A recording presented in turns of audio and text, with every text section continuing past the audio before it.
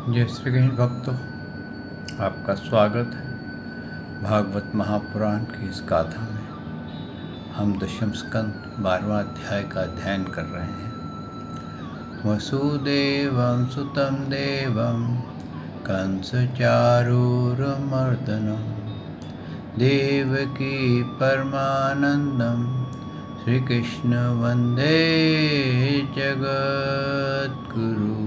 श्री कृष्ण शरणं गोपाल शरणं श्री कृष्ण शरणं गोपाल शरणं मेरे बांके बिहारी नंदलाल शरणं मेरे बांके बिहारी नंदलाल शरणं श्री कृष्ण शरणं गोपाल शरणं श्री कृष्ण शरणं गोपाल शरणं मेरे बांके बिहारी नंदलाल शरणं मेरे बांके बिहारी नंदलाल शरणं श्री कृष्ण शरणं गोपाल शरणं श्री कृष्ण शरणं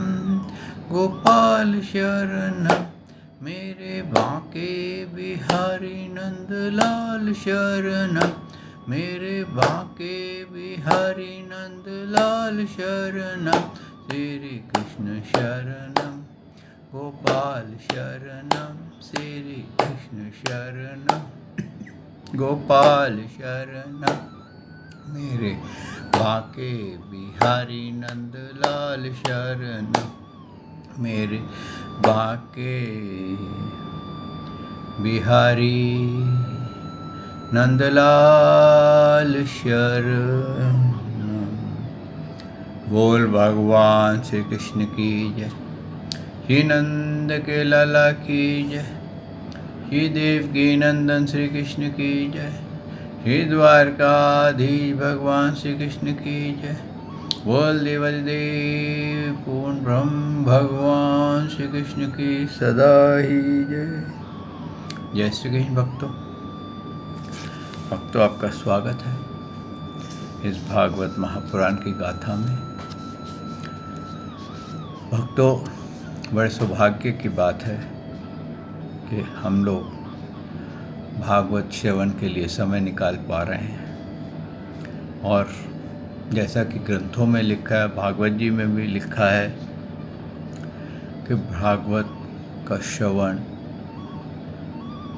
कीर्तन और पूजन बड़ी कठिनाई से प्राप्त होता है। कहते हैं कई जन्मों के जब पुण्य उदय होते हैं, कई हजारों जन्मों के पुण्य उदय हो जाते हैं, तो हम श्री कृष्ण का नाम उच्चारण करते हैं। और फिर कई उनसे भी कई लाखों जन्मों के, हजारों जन्मों के जब पुण्य उदय हो जाते हैं, तो हमें श्री भागवत जी की प्राप्ति होती है। और ये प्राप्ति जो है तो ये मोक्ष की प्राप्ति है। जो जीव इस भागवत को का पान, हम कहते हैं ना, अमृत पान अच्छे से कर लेता है, वो दोबारा इस माँ के गर्भ में नहीं आता, वो गर्भ से मुक्त हो जाता है। भक्तों, भागवत के अंदर हर स्कंद में, हर अध्याय में उदाहरण दिए गए हैं, अलग अलग उदाहरण दिए गए हैं, क्योंकि वेद व्यास जी ने उन उदाहरणों को थोड़ा, कहते हैं ना, फ्लावरी लैंग्वेज में लिखा है। ऐसी लैंग्वेज में लिखा है कि जिसके लिए कि आपको उसका स्पष्टीकरण करना पड़ेगा, उसके लिए मेहनत करनी पड़ेगी। और हकीकत क्या है कि हम लोग मेहनत नहीं करना चाहते, हमारी आदत हो गई है पका पकाया खाने की। और इसीलिए जो टीकाकार हैं उनकी भागवत हम पढ़ते ज़्यादा हैं और ओरिजिनल को हम छोड़ देते हैं। और जैसे टीकाकार की जैसी समझ होती है वही हम समझ लेते हैं। तो भक्तों, जो भागवत गा रहा होता है वो अपनी बुद्धि के अनुसार गा रहा होता है। हो सकता है आप उसकी बात ना समझ पाएँ, वो अपनी तरफ से पूरा एक्सप्लेन कर रहा हो, लेकिन उसकी एक्सप्लेनेशन आपको समझ में नहीं आए। जब आप खुद प्रैक्टिकल करेंगे तो आप ज़्यादा अच्छे से समझेंगे बजाय थ्योरेटिकल के। टीकाकार की भागवत क्या है? थ्योरेटिकल्स हैं, और ओरिजिनल भागवत का पान क्या है? प्रैक्टिकल। तो प्रैक्टिकल करने में कई लोग आलस कर जाते हैं, इससे वो उनको लगता है कि भागवत में तो खाली एक गाथा ही है। अब देखिए भक्तों, हमने यहाँ पर कल आगासुर मोक्ष की गाथा गाई।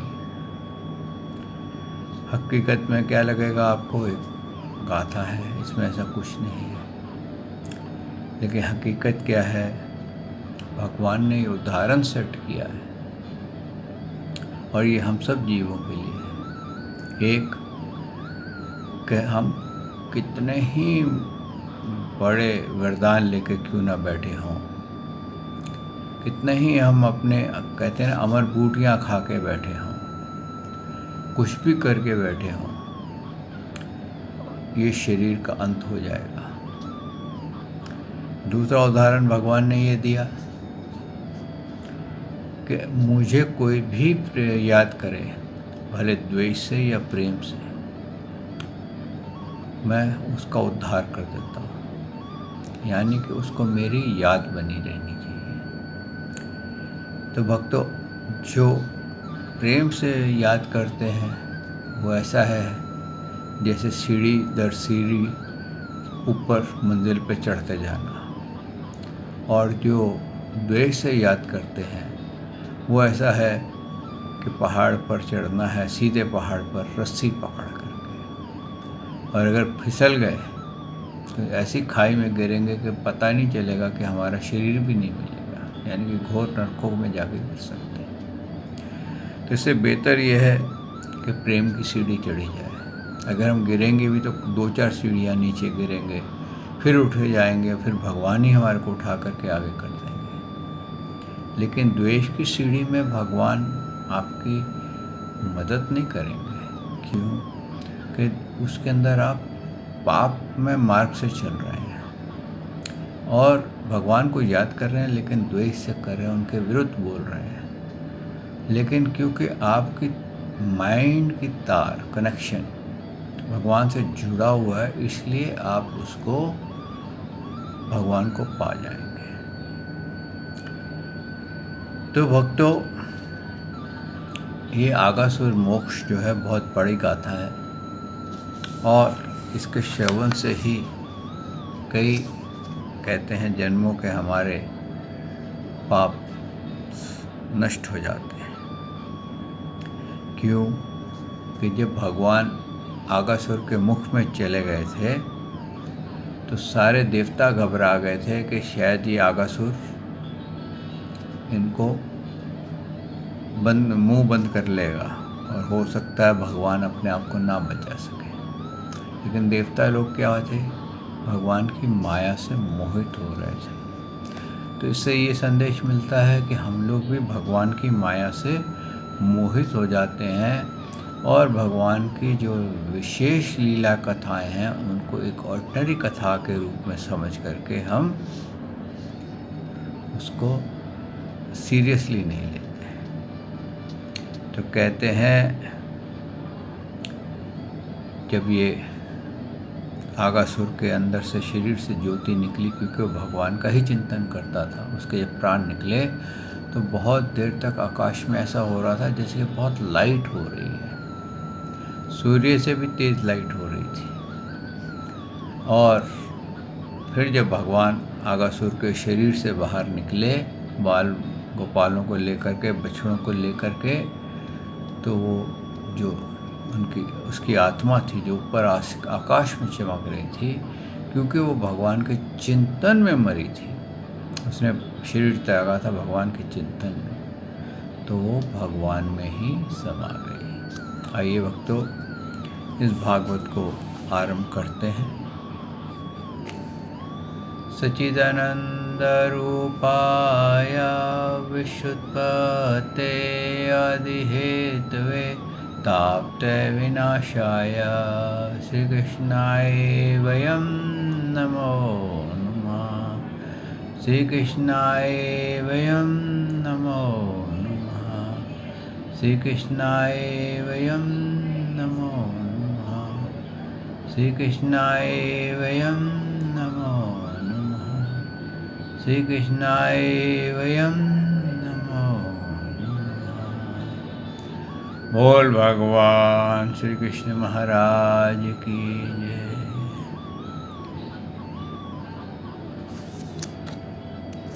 आज हम 13वां अध्याय ब्रह्मा जी का मोह और उसका नाश, इसका अध्ययन करेंगे भक्तों। सुखदेव जी कहते हैं, परीक्षित तुम बड़े भाग्यवान हो। भगवान के प्रेमी भक्तों में तुम्हारा स्थान श्रेष्ठ है। तभी तो तुमने इतना सुंदर प्रश्न किया है कि यूँ तो तुम्हें बार बार भगवान की लीलाएं कथाएं सुनने को मिलती हैं, फिर भी तुम उनके संबंध में प्रश्न करके उन्हें और भी सरस और नूतन बना लेते हो। देखिए, भगवान के बारे में प्रश्न करना, उनकी लीलाओं के बारे में जानना आपका अधिकार है। अगर आपका गुरु या जो भी कथाकारक है, अगर आप उसके प्रश्न का उत्तर नहीं देता है या वो इसको अवॉइड करता है और आपको नाराज़ होकर कहता है नहीं बैठे रहो, जो मैं कह रहा हूँ बस वही सही है, तो इसका मतलब या तो उसका ज्ञान लिमिटेड है, उसकी नॉलेज लिमिटेड है, या वो इस प्रश्न के बारे में नहीं जानता। तो इसलिए भक्तों, भगवान के बारे में ये ज़रूर प्रश्न करना चाहिए, क्योंकि राजा परीक्षित ने जो प्रश्न किया था वो ये था कि सुखदेव जी ने जो बोला कि ये जो लीला हुई थी वहाँ पर आगासुर की, ये बालकों ने 5 वर्ष के बालक थे, लेकिन 6ठे वर्ष में जाकर के अपने घर पे जाके बोला था कि आज कृष्ण ने बहुत बड़ा सांप मारा है, बहुत बड़े असुर का हत्या की है। तो ये बात उनको कुछ अचंभा पड़ गया कि 1 साल भर ये बालक कहाँ चले गए, क्यों शांत हो गए। तो इसलिए यहाँ से ब्रह्मा जी का मोह और उसका नाश स्टार्ट होता है। क्या हुआ था भक्तों, जब बालक आगासुर के मुख से निकल आए थे तो चंदार आकार बैठ कर के वन भोजन कर रहे थे। तो ब्रह्मा जी के पास भी इसकी आवाज़ चली गई कि आगासुर का आज अंत हो गया है।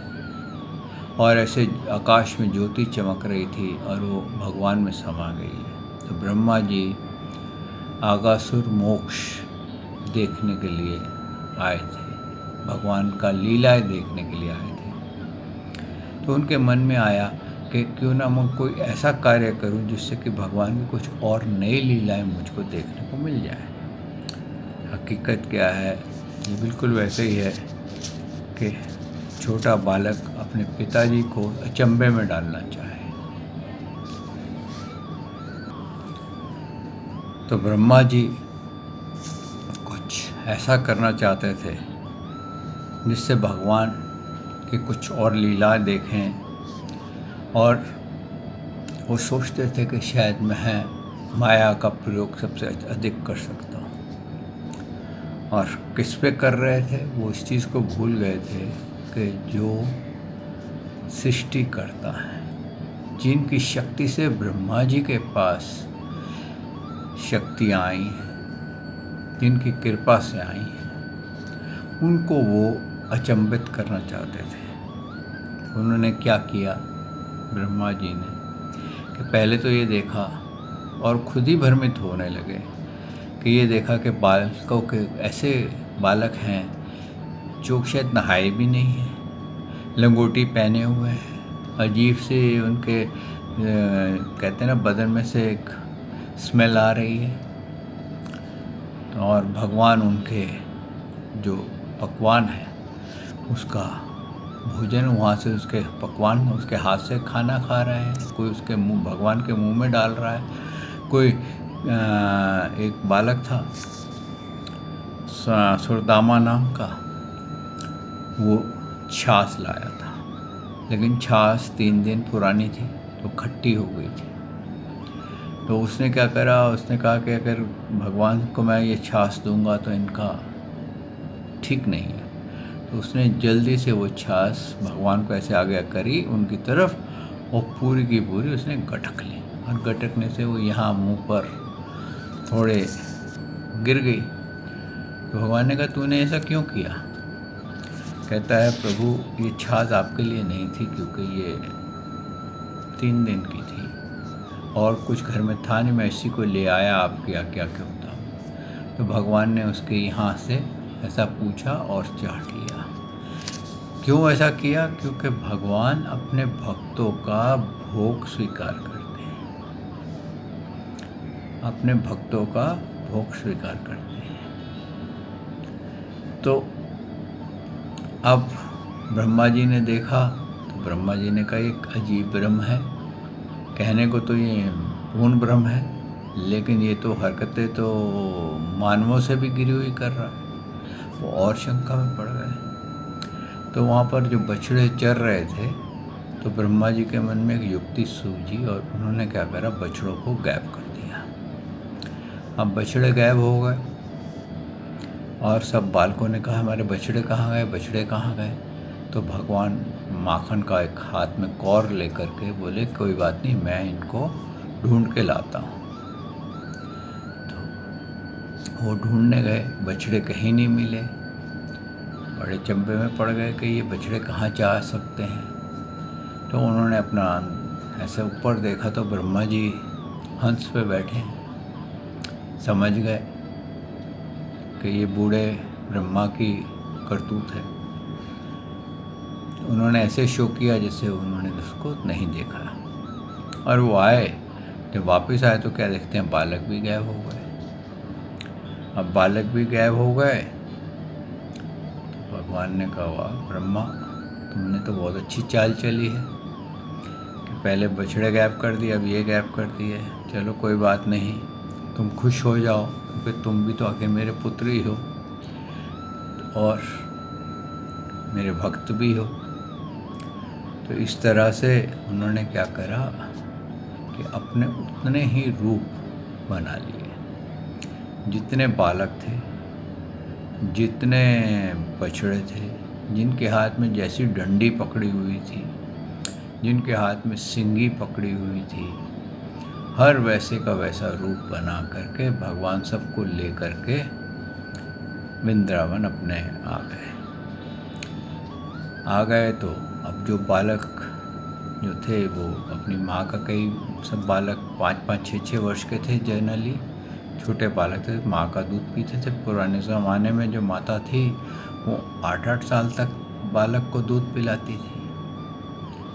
तो कभी 10 साल के बालक को भी दूध पिलाती थी।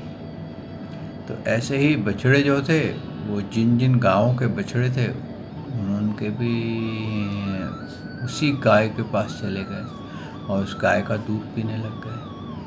अब ये 1 बरस तक ऐसा चलता रहा।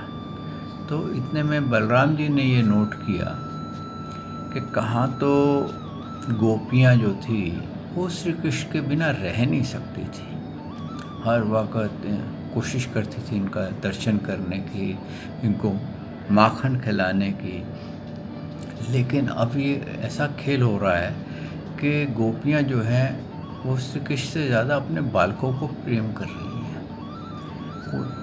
चलो हो सकता है, तो कहते हैं बहुत उन्होंने मन में सोचा कि हो सकता है बालकों से प्रेम बढ़ गया हो, लेकिन वो भी बलराम जी भी भगवान श्री कृष्ण की लीला नहीं देख सके, क्योंकि उनको भी लीला देखने के लिए भगवान की कृपा चाहिए होती है।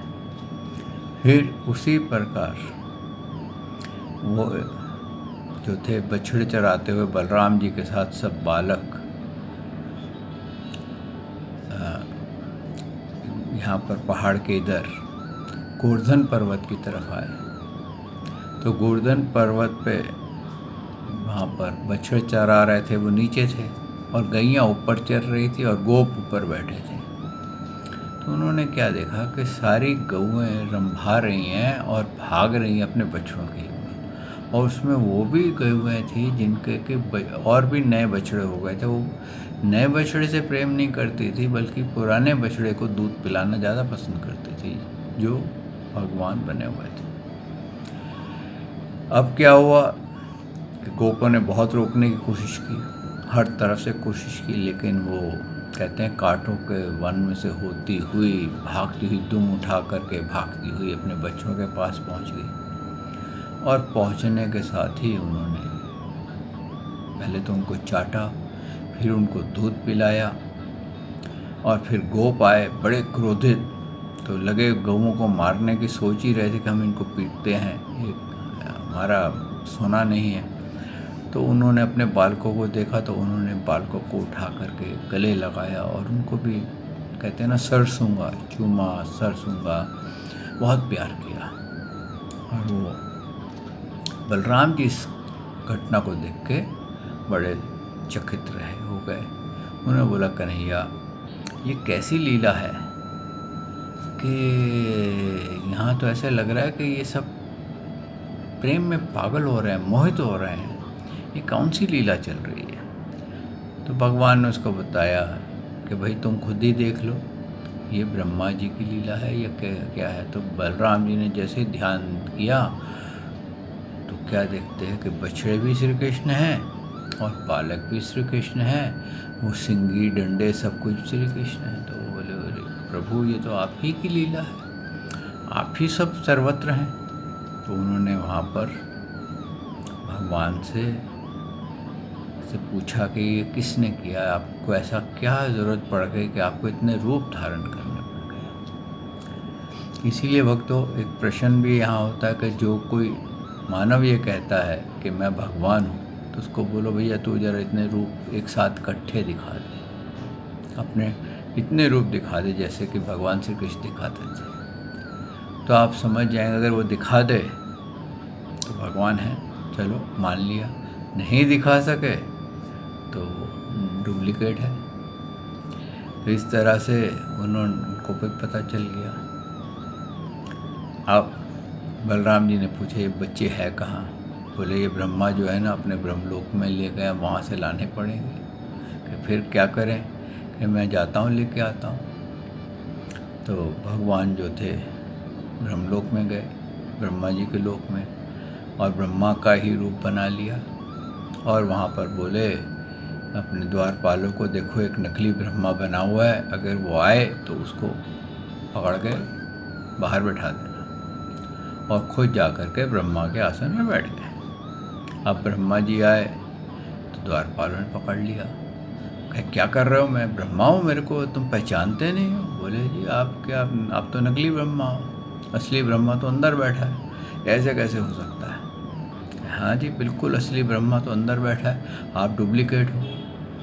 बड़े परेशान ब्रह्मा जी, उन्होंने अपने ध्यान योग से देखा, अपनी दिव्य दृष्टि से देखा, तो क्या देखते कि भगवान श्री कृष्ण उसके आसन पर बैठे। ब्रह्मा जी को बड़ी शर्म आई, और फिर भगवान ने उनको आने की आज्ञा दे दी। और ब्रह्मा जी जो थे बहुत लज्जित हुए, फिर वापस भगवान अपने गौलोक में, यहाँ क्षमा कर वृंदावन में आ गए। तो वृंदावन में आकर के उन्होंने देखा कि ब्रह्मा जी जब आए तो ब्रह्मा जी के मुताबिक इस पूरी घटना क्रम में उतनी देर लगी थी कि जब वो बालकों को लेके गए और बालकों को लेके आए, उतनी देर थी जितनी कि एक कहते हैं ना गुलाब की पंखुड़ी में सुई उसके पार कर दी जाए। लेकिन टाइम लैप्स ऐसा था कि धरती का 1 साल बीत चुका था। अब ब्रह्मा जी जब आए तो उनको बड़ी शर्म आ रही थी, तो उन्होंने पहले तो देखा भगवान कहाँ अकेले हैं तो मैं जाऊँ।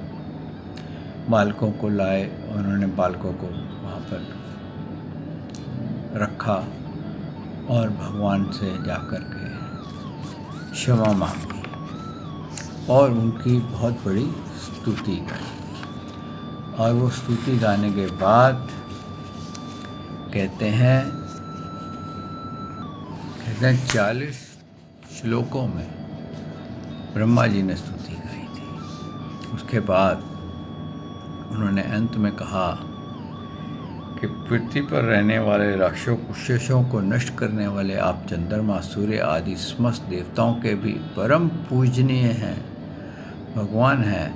मैं अपने जीवन भर महाकल्प पर्यंत आपको नमस्कार ही करता रहूं, ऐसी कृपा मुझ पर कीजिए।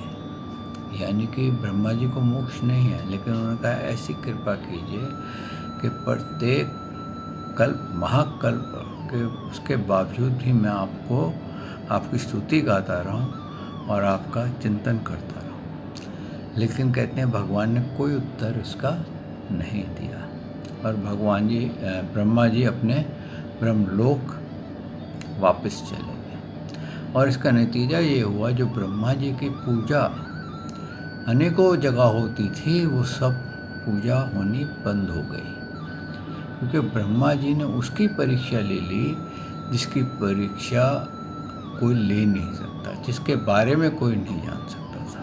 इतनी बड़ी भूल कर दी थी अपने घमंड के कारण।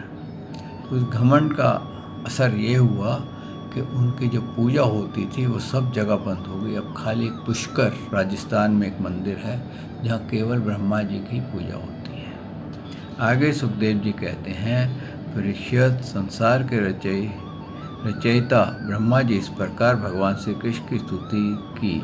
इसके बाद उन्होंने 3 बार परिक्रमा करके चरणों में प्रणाम किया और फिर अपने गंतव्य स्थान सत्यलोक चले गए। यानी कि वो इतने घबरा गए कि भक्तों क्या होता है, परिक्रमा का एक नियम होता है,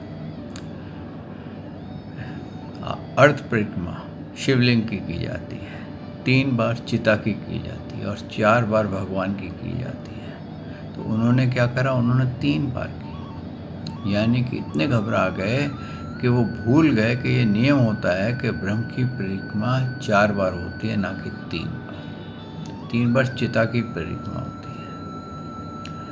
और आगे उन्होंने सुखदेव जी ने कहा, ब्रह्मा जी ने बछड़ों और ग्वाल वालों को पहले ही यथास्थान पहुंचा दिया था। भगवान श्री कृष्ण ब्रह्मा जी को विदा कर दिया और बछड़ों को लेकर यमुना जी के पुलिन पर आए। यहाँ वह अपने सखा ग्वाल बालों को पहले छोड़ गए थे। परीक्षित, अपने जीवन से सर्वा प्राण वल्लभ श्री कृष्ण के वियोग का यद्यपि 1 वर्ष बीत गया था, तथापि उन ग्वाल बालकों को वह समय आधे क्षण के समान जान पड़ा। क्यों ना हो, भगवान की विश्व विमोहिनी योग माया से मोहित हो गए थे। जगत के सभी जीव इस माया से मोहित होकर शास्त्र और आश्चर्य पर बार बार समझने पर भी अपने आत्मा को निरंतर भूले हुए हैं। वास्तव में उस माया की ऐसी ही शक्ति है, भला उसे मोहित होकर के जीव यहाँ क्या क्या नहीं भूल जाता। देखिए क्या उन्होंने एक बहुत बड़ा ज्ञान दिया है कि हमारे को बार बार ये समझाया जाता है कि हम शरीर नहीं आत्मा हैं। हम यहाँ पर एक टूरिस्ट की तरह आए हुए हैं, कुछ समय रहेंगे, चले जाएंगे और फिर नया टूरिस्ट आ जाएगा और पुराने निकल जाएंगे। लेकिन ऐसा होता है कि हम इसमें भूल जाते हैं और उसका नतीजा ये होता है, जब हम अपने आप को भूल जाते हैं तो हम कुछ न कुछ इतने मुंह में पड़ जाते हैं कि हम 84 से छूट नहीं पाते। आइए भक्तों, आज वाणी को यहाँ विश्राम देते हैं। कल प्रभु ने चाहा तो आपकी सेवा में मैं फिर हाजिर होऊंगा। श्री कृष्ण शरणम गोपाल शरणम, मेरे बांके बिहारी नंदलाल शरणम, श्री कृष्ण शरणम गोपाल शरणम, मेरे बांके बिहारी नंदलाल शरणम, श्री कृष्ण शरणम गोपाल शरणम, श्री कृष्ण शरणम गोपाल शरणम, मेरे बांके बिहारी नंदलाल शरणम, मेरे बांके बिहारी नंदलाल शरणम, श्री कृष्ण शरणम गोपाल शरणम, श्री कृष्ण शरणम गोपाल शरणम, मेरे बांके बिहारी नंदलाल शरणम, मेरे बांके बिहारी नंदलाल शरणम। बोल भगवान श्री कृष्ण की जय, श्री नंद के लाला की जय, श्री देवकी नंदन श्री कृष्ण की जय, हे द्वारकाधीश भगवान श्री कृष्ण की जय, बलदेव पूर्ण ब्रह्म भगवान श्री कृष्ण की सदा ही जय।